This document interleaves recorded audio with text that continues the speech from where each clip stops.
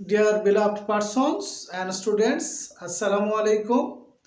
আপনারা দেখতে পাচ্ছেন এখানে আমি মোট তিনটি কনজুগেশন অফ ভার্বস লিখেছি। এইগুলোকে বলা হয় V1 অর্থাৎ মূল ভার্ব, এগুলোকে বলা হচ্ছে V2 অর্থাৎ ভার্বের পাস্ট ফর্ম, এবং এগুলোকে বলা হচ্ছে V3 অর্থাৎ যাকে বলা হয় পাস্ট পার্টিসিপল ফর্ম।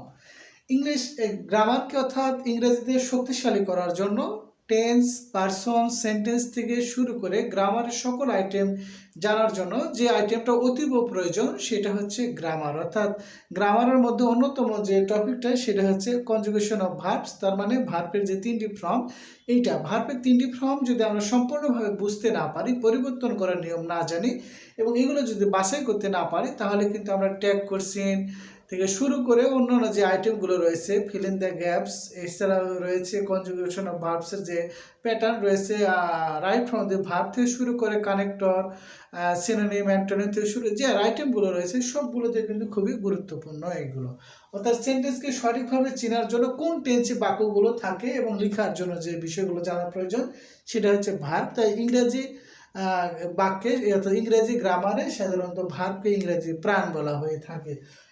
ওকে, আমরা জাস্ট এখন দেখার চেষ্টা করব যে সকল ভার্বের শেষে ওয়াই থাকে, যে সকল ভার্বের শেষে ওয়াই থাকে এবং ওয়াই এর পূর্বে যদি ভাওয়েল, বিশেষ করে যে ওয়াই এর পূর্বে যে ভাওয়েলগুলো রয়েছে অর্থাৎ এ, ই, আই, ও, ইউ, এই যে পাঁচটি এ, ই, আই, ও, ইউ, অর্থাৎ যে সকল ভার্বের শেষে ওয়াই থাকে এবং এই ওয়াই এর পূর্বে যদি এই পাঁচটি লেটার না থাকে, তাহলে ওই ওয়াই এর পরিবর্তে শুধুমাত্র আই লিখে ইডি যোগ করলে আমাদের পাস্ট ফর্ম এবং আই লিখে ইডি যোগ করলে পাস্ট পার্টিসিপল ফর্ম একই রকম হয়ে থাকে। আমরা জানি স্টাডি শব্দের অর্থ পড়াশোনা করা বা পাঠ করা। এবং এরকম আরেকটা বাক্য দেখি, এখানে দেখতে পাচ্ছি যে ওয়াই এর পূর্বে ডি রয়েছে, বাট এইখানে এই পাঁচটি যে লেটার রয়েছে এর মধ্যে নয়, সুতরাং আমরা ওয়াই এর পরিবর্তে আই লিখে ইডি যোগ করে আমরা পাস্ট ফর্ম এবং পার্টিসিপল ফর্ম করতে পারলাম।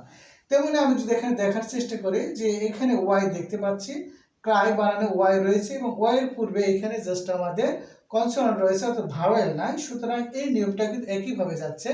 ক্রাই থেকে ক্রাই মানে কান্না করা, ক্রাইড, ক্রাইড। এখন আমরা যদি দেখি ওয়াই এর পূর্বে যদি এই যে কনসোনেন্ট অর্থাৎ ভাওয়েল এ, এর মধ্যে কিন্তু এই যে এটা রয়েছে, তাই না? ওয়াই এর পূর্বে যদি এই পাঁচটি লেটার থাকে তাহলে কিন্তু এই নিয়ম আর হবে না। তখন ওই ওয়াইটা আমরা পরিবর্তন করব না, জাস্ট ওয়াই রেখে দিয়ে এর সঙ্গে শুধু ইডি যুক্ত করলে আমাদের পাস্ট ফর্ম এবং পাস্ট পার্টিসিপল ফর্ম হয়ে যাচ্ছে। তাহলে এই ধরনের বাক্য যে সেন্টেন্স আমরা আরেকটা দেখার চেষ্টা করি। এখন আমি এখানে যদি ট্রাই লিখি, ট্রাই বা ট্রাইয়ের পূর্বে কিন্তু এখানে এর বা পাঁচটি ভাওয়েলের একটিও নাই, সুতরাং এখানে ওয়াই এর পূর্বে এখানে কি করতেছে, ওয়াই এর পূর্বে আমাদের কিন্তু ভাওয়েল নাই, সুতরাং ট্রাই মানে চেষ্টা করা, আমরা এখানে জাস্ট লিখে নিতে পারি চেষ্টা করা। এখানে তাহলে উত্তর হচ্ছে ট্রাইড, এখানে উত্তর হচ্ছে ট্রাইড। এই তো চমৎকার, সবাইকে অসংখ্য ধন্যবাদ। আজকে জাস্ট আমরা একটা শর্ট ট্রিকের মাধ্যমে যে ওয়াই এর পূর্বে ভাওয়েল থাকলে সেই কি করব এবং ওয়াই এর পূর্বে ভাওয়েল না থাকলে আমরা কিভাবে V1 V2 করব সেই নিয়মটা শিখতে পারলাম। সবাইকে অসংখ্য ধন্যবাদ। আল্লাহ হাফেজ। আসসালামু আলাইকুম ওয়া রাহমাতুল্লাহ।